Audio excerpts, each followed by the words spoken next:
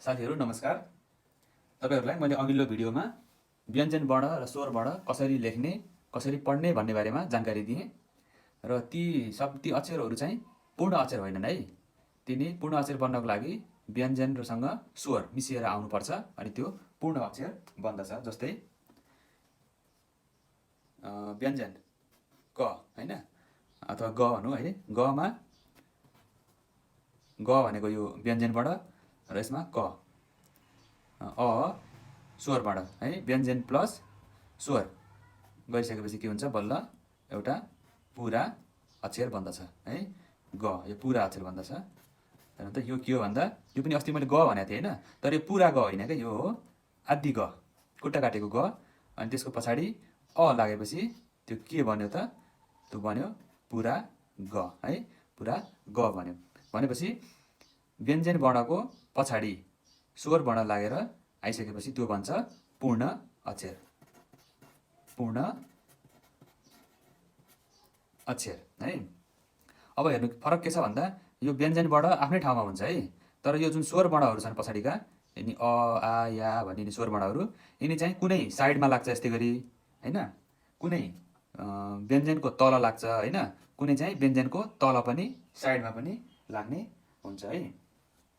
अब तल लाग्ने यो साइडमा लाग्ने भयो हैन, दायाँतिर लाग्ने भयो। अब व्यञ्जनको तल लाग्ने ओ हैन, तल लाग्ने भनेको यो हो। हेर्नु कसरी तल लाग्छ भन्दा व्यञ्जनको तल लाग्यो गो है। आदि ग मा यो ओ हो है। मैले अस्तिको भिडियोमा तपाईलाई अक्षर बुझाइसकेको छु। ओ ग मा ओ लागेपछि के भन्छ? यो के भयो? यो भयो गो है। आदि ग मा ओ लागेपछि यो हुन्छ पुरा गो। यो भयो तल लाग्ने। अब तल पनि लाग्ने साइडमा पनि लाग्ने भनेको के हो त भन्दा ग मा उ प्लस इ लाग्यो भने के भन्छ? ल हेर्नु त इ। यसलाई सानो लेख्ने, माथिकोलाई सानो लेख्ने अनि यसलाई तलपट्टि गएर गु र इ बनाउने है। यसो हेर्दाखेरि झट्ट यो चारपाटे बक्समा चारपाटे आकारको है, स्क्वायर आकारको हुनुपर्छ है। यो के हो त? यो ग। यो के हो?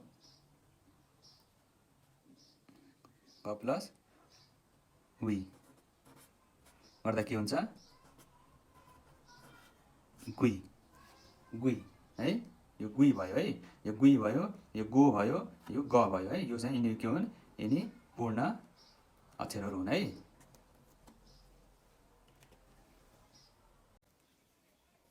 साथीहरू अब तपाईहरुलाई म के भन्दैछु भने व्यञ्जन वर्णको दायाँ लाग्ने स्वर वर्णहरू कुन कुन हुन्, तल लाग्ने कुन कुन हुन् र एकैपटक तल र दायाँतिर लाग्ने कुन कुन हुन् त्यसको बारेमा जानकारी दिन गइरहेको छु।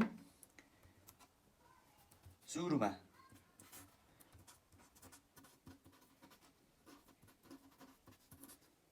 व्यञ्जनको दायाँ लाग्ने स्वरहरू जम्मा कतिवटा छन्? 9 वटा छन् है। ती के हुन् त भन्दा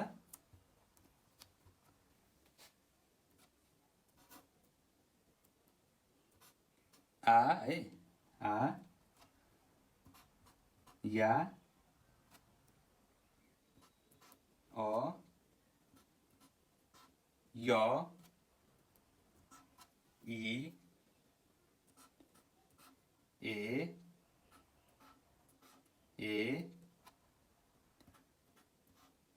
ये है। यिनी हुन् है। यो के हो साथीहरु? यो अगाडिको यो यसलाई हटाइदिनु अहिले। आ या अ य इ ए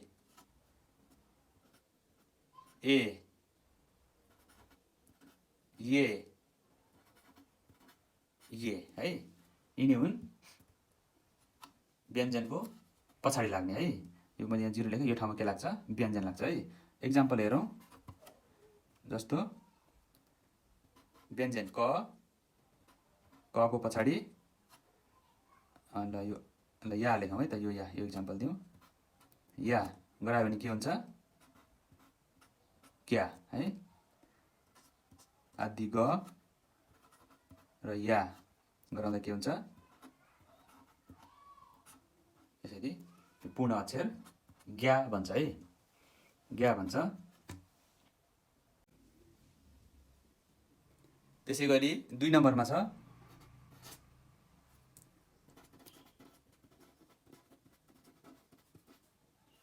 व्यञ्जनको तल लाग्ने स्वरहरू। जम्मा कतिवटा छन्? 5 वटा छन् है। ती के हुन् त भन्दा ओ, यो, उ, यु अनि उ। यो के हो त? ओ, यो, उ, यु अनि त्यसै गरी उ।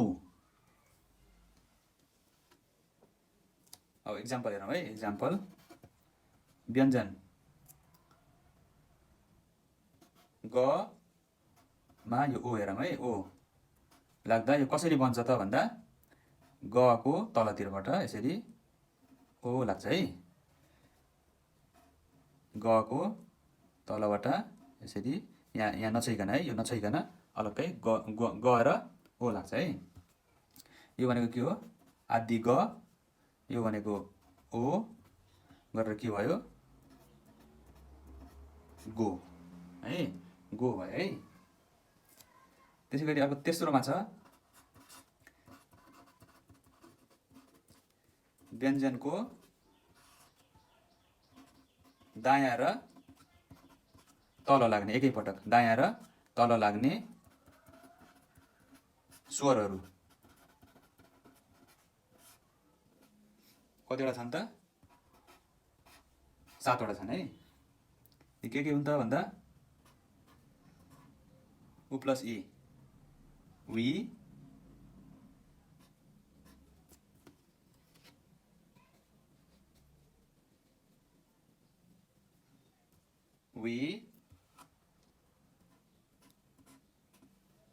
वे, सरी ओ मा आ, वा,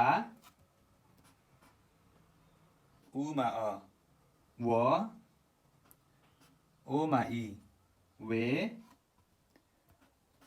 ओ मा ए, वे, उ मा ए, वे, वे है।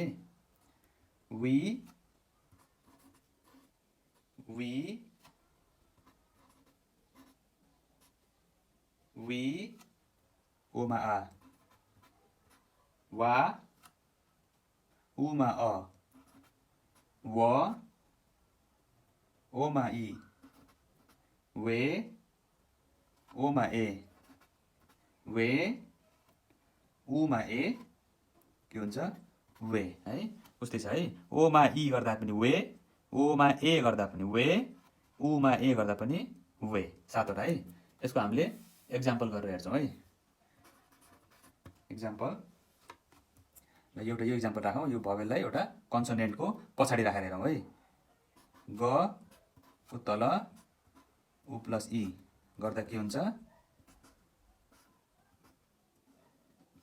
क्वी, क्वी। ग प्लस वी गर्दा के हुन्छ?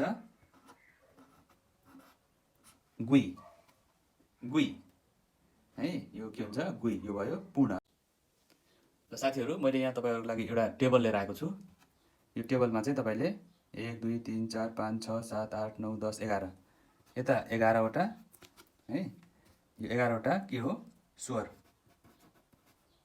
स्वरबाट लेख्ने यो बक्स है। आ, या, अ, य, इ, ओ, यो, उ, यु अनि उ। यो तेर्सोमा चाहिँ स्वर लेख्नुहोस् अनि यो ठाडोमा तपाईँले व्यञ्जनहरू लेख्नुहोस् है। क न द र म ब गर्दै अरू बाँकी पनि सबै लेख्नु है। अब हामीले टेबल बनाउने हो क्या, जस्तो नेपालीमा के हुन्थ्यो भने क का कि कु हुन्थ्यो नि, त्यस्तै हामीले अब यहाँ कोरियनमा गा या ग्य य गि गो ग्यो गु ग्यु बनाउने है। ल हेर्नु त, यो के हो? कन्सोनेन्ट। यो के हो? भवेल। कन्सोनेन्ट र भवेल मिलेर एउटा पूर्ण अक्षर भन्छ है। जस्तो ग प्लस आ, ग प्लस आ के हुन्छ साथीहरू? ग प्लस आ गा। यो के भयो? गा। ग प्लस या ग्या। ग प्लस अ ग। ग प्लस य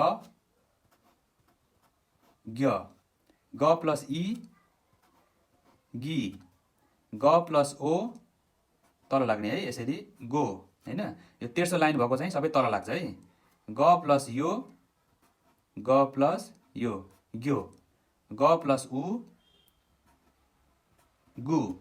ग प्लस यु ग्यु। ग प्लस उ के भयो? गु गु है। यसरी टेबल बनाउनुपर्छ है। त्यसै गरी अर्को छ न। न प्लस आ के हुन्छ साथीहरू? ना। न प्लस या न्या। न प्लस अ न। न प्लस य न्य। न प्लस इ नि। न प्लस ओ तल लाग्यो है, नो। न प्लस यो न्यो। न प्लस उ नु। न प्लस यु न्यु। न प्लस उ नु नु। हेर्नु त, यो के भयो? ना है। यो न प्लस या न्या न्या हो। न प्लस अ न।